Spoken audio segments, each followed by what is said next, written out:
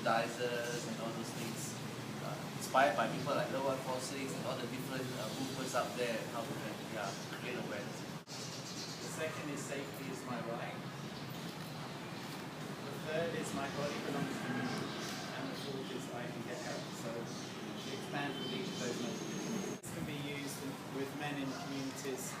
And the idea is that this guy is thinking about the advantages and disadvantages of prostitution. We love to purchase, we love to purchase exclusively stuff from your trade centers or something. So a church jumped in and supported, and Okay, day 2 Cambodia. We're in the ARC Agape Restoration Center. I'll put links in the description below. Unfortunately, I can't show you any pictures of the kids, so you only see me or some buildings and the scenery. So Cambodia day 2. We're still here center. There's a lot of they have a lot of buildings. Apparently, if a possible pedophile, either Khmer or a Westerner comes, they'll get people to tail them, get intel, and then get screwed. And then things happen. They'll know how to deal with the situation, and in the long run they can stop. Because if you run them out of town, they just go to another street next door to another township and do the same thing. So they don't want they don't want that to happen. So they gather intel and they respond to that intel. I think they've been doing it for 1,000,000 years. I don't know. This place is so cool. As usual, the links are on the description below. So day 2 in Cambodia. We are back in the hotel. We did many things today. The first thing we did, besides having breakfast, we visited Liber8's center. So we met with Glenn Miles. He's the director of prevention in Liber8. If you don't know who Liber8 is, I provided a link in the description below. It's a good read. The interesting thing, I guess for me, he talked about a few different things. First part, when we mention human trafficking or modern day slavery, oftentimes we think about the victims or the survivors, but really beyond that he thinks on how to stop the source, preventing human trafficking or slavery in the first place. And oftentimes we don't think about that. We only think about the survivors, how rehabilitation and all, which is a good thing, but I guess prevention is better than cure. That's his point, I guess. Also, when we think about human trafficking, we think about girls, particularly young girls.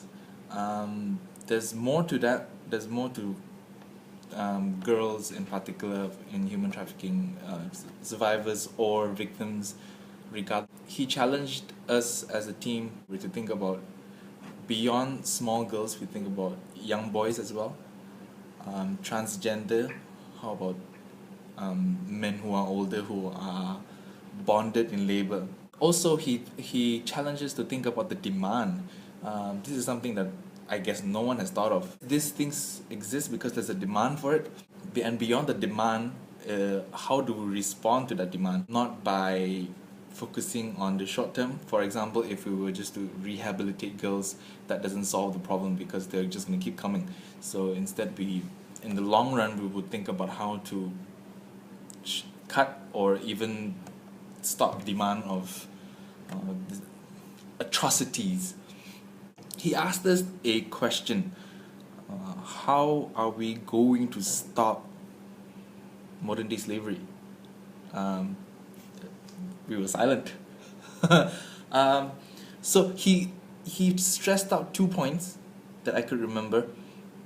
One is alternative income sources.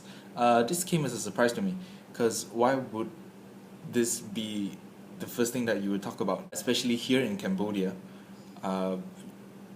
many parents would often sell their children as bonded slaves or sexual slaves just so that they can survive. And they're not malicious in doing so. They have no choice probably, especially their daughters. They can earn a steady flow of income for months, maybe years, by one child alone. I don't think they're malicious, but probably their thinking is that they have a way of obtaining money, income, currency, for them to keep surviving. So his second point was the importance of education.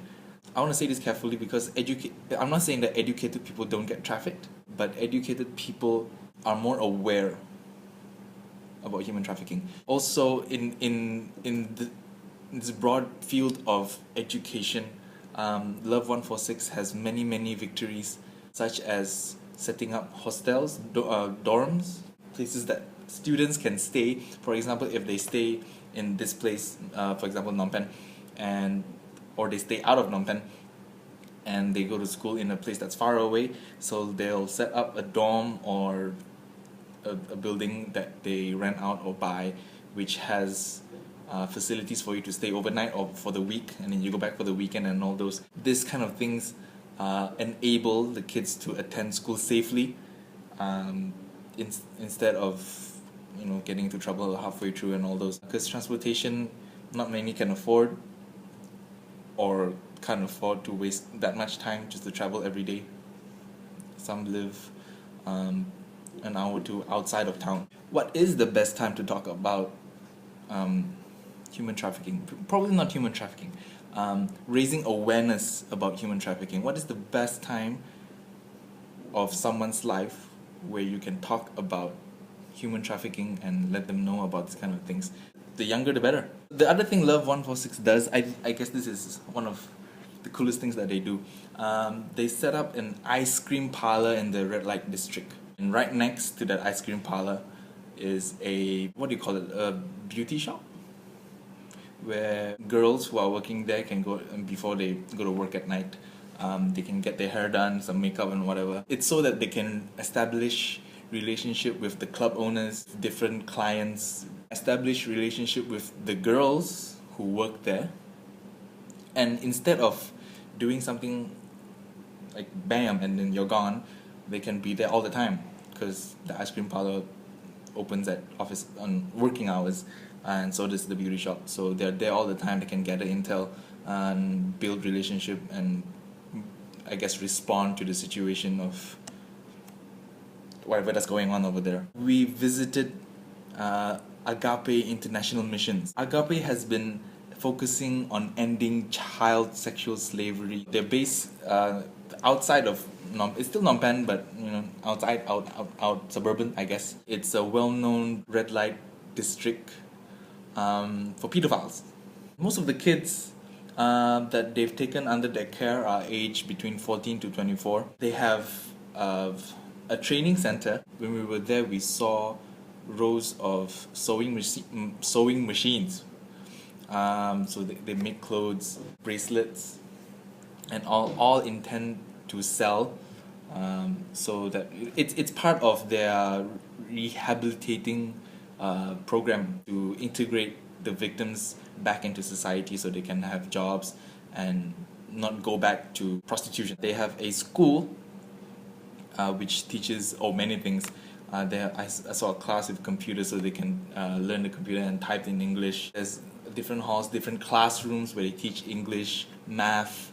Unfortunately, I can't show you the faces of the kids because that would mean trouble. It's pretty cool because it inspires hope among the community, especially for the kids, and to bring awareness about child sexual slavery. It's more to just income for the family. For some men, they believe that having sexual intercourse with a virgin might cure HIV. It's a double whammy of self-destructing myth where uneducation just destroys everything else. So awareness and education goes hand in hand. So that's for today. Everything that I've talked about, I've provided links in the description below. So more to come soon. I'll see you tomorrow. Day 2 in Cambodia was fun.